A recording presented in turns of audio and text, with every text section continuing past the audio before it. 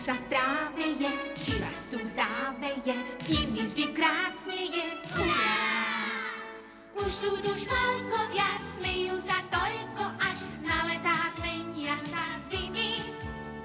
Maličkí priatelia, s tebou sa veselia, no tak sa aj ty tiež s nimi. Prišli dnes práve k nám, bude to zábava, veď parta šmolkov je taká. Záhadné príhody, zhody aj náhody, to všetko dnes na nás čaká. Už sú tu šmolkovia, smejú sa toľko, až na letá zmenia sa zimy. Maličkí priatelia, s tebou sa veselia, no tak sa aj ty tiež s nimi.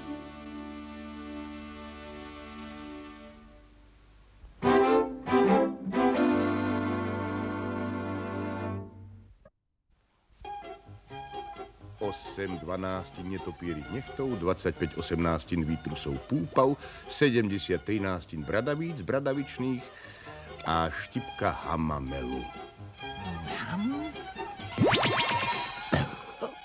Prosím ťa, dávaj pozor, Mudroško. Ešte to môže byť najväčší objav v dejinách šmolkánie. Naozaj, tatko Šmolka, čo to bude?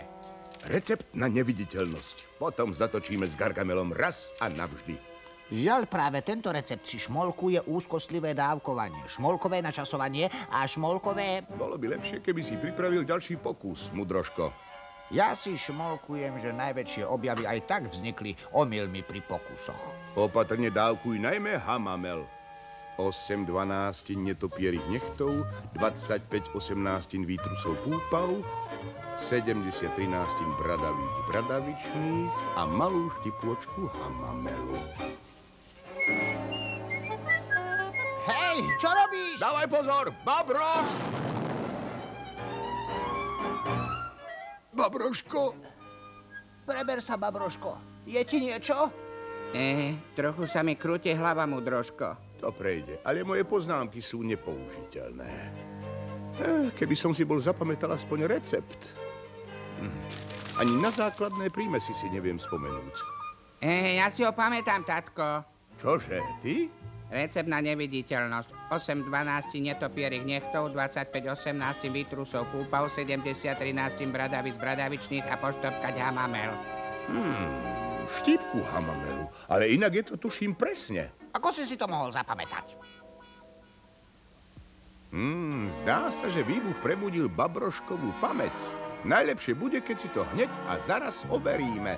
V poriadku, tatko Šmolka, ale mal by si ušmolknúť, že tým šmolkujeme na seba veľké riziko. Nič ti nehrozí, tento raz budem miešať ja. Ale, tatko... Mám taký pocit, že s Babroškovou oživenou pamäťou sa nám otvárajú nové možnosti. V tomto súde je melasa, Azrael. Kľúčová ingrediencia mojej lepkavej pasce. Konečne som prišiel na to, ako ľahko pochytať tých necivilizovaných škriatkov. Obdivuhodné. Keď sa malí modráci objavia dolu na cestičke, melasa ich nielenže prilepí k zemi, ale ich aj vynikajúco ochutí.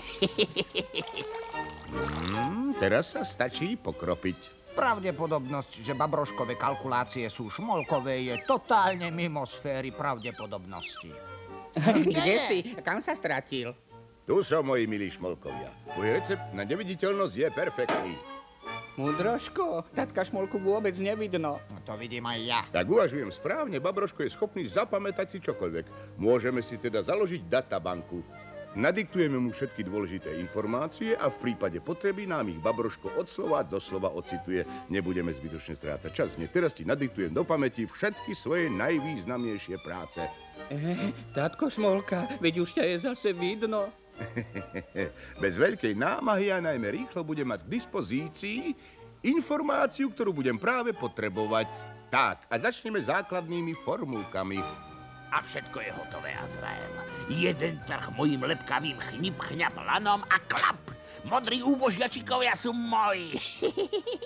Tento ušný roh mi prezradí ich príchod. Dáva sa na známosť. Príďte všetci, na námestie bude meeting s tatkom Šmolkom. Moji milí šmolkovia, projekt Neviditeľnosť konečne uzrel svetlo sveta. Musím však dodať, že úspešný záver som dosiahol len vďaka môjmu skvelému asistentovi. Nedá sa nič robiť, zásluhy sú zásluhy. Predpokladám, že Dav bude odo mňa šmolkovať prejav. Ktorým bol? Babroško.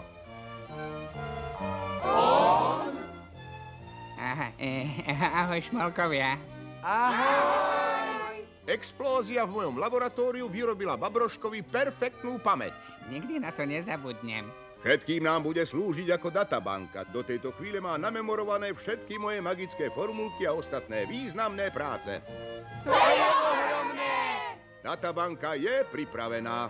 Šemajster, ulož mu do pamäti svoje majstrovské projekty. Je to veľmi konštruktívna myšlienka.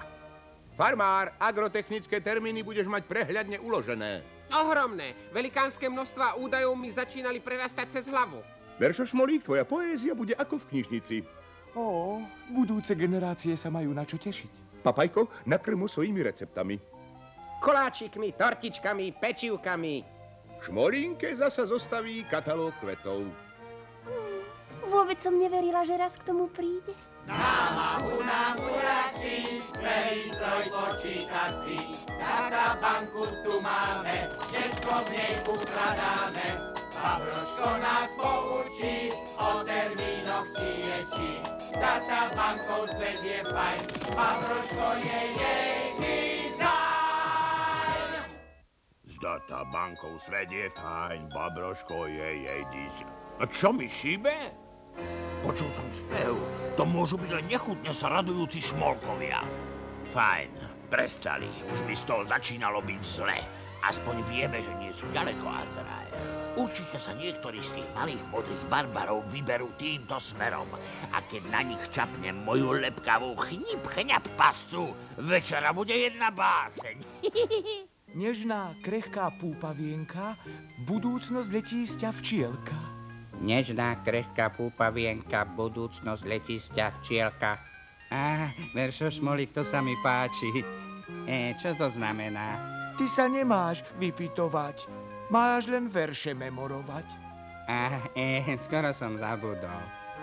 1 šálku pšeničných klíčkov a 2 čerstvé vajcia žltochvosta. 1 šálku pšeničných klíčkov a 2 čerstvé vajcia žltochvosta.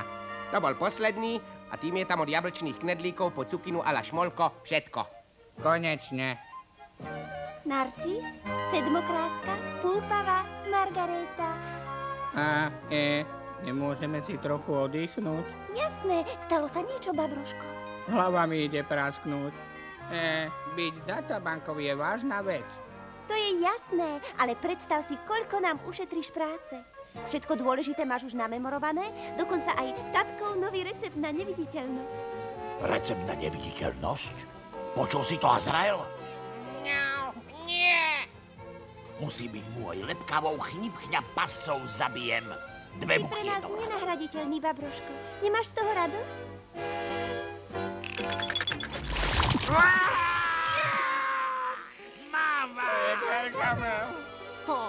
Takže ty poznáš tatkov Šmolkov recept na neviditeľnosť. A ja zas poznám spôsob, ako donútiť Šmolkov rozprávať.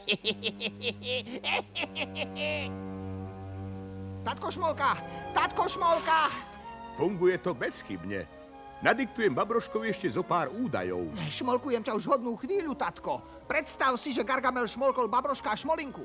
Čože? A vie už, že Babroško šmolkuje tvoj recept na neviditeľnosť. Ak sa ten recept dostane do rúk Gargamelovi, tak to bude náš koniec.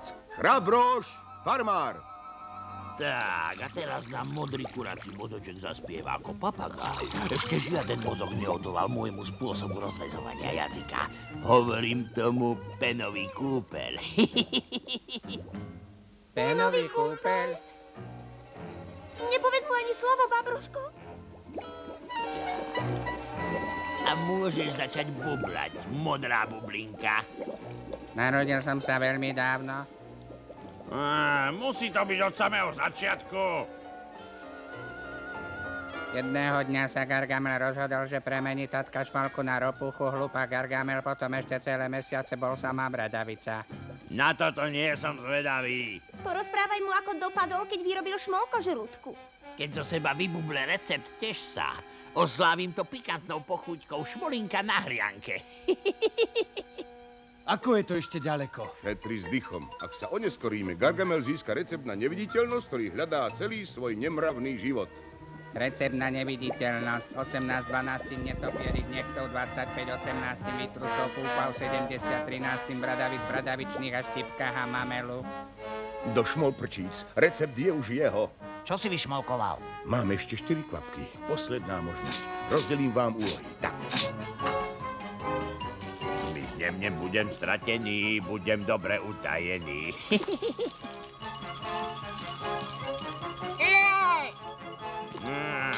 Ak sa mám stať najväčším čarodejníkom všetkých čias, musí tu byť absolútne ticho.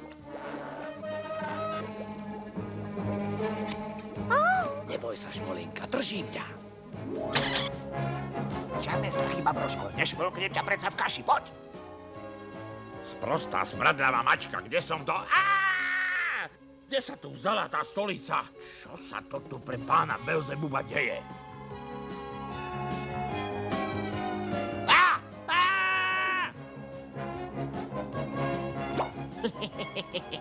Múdroško, už ťa vidieť. Tak sa tu maj dobre, Gargamel.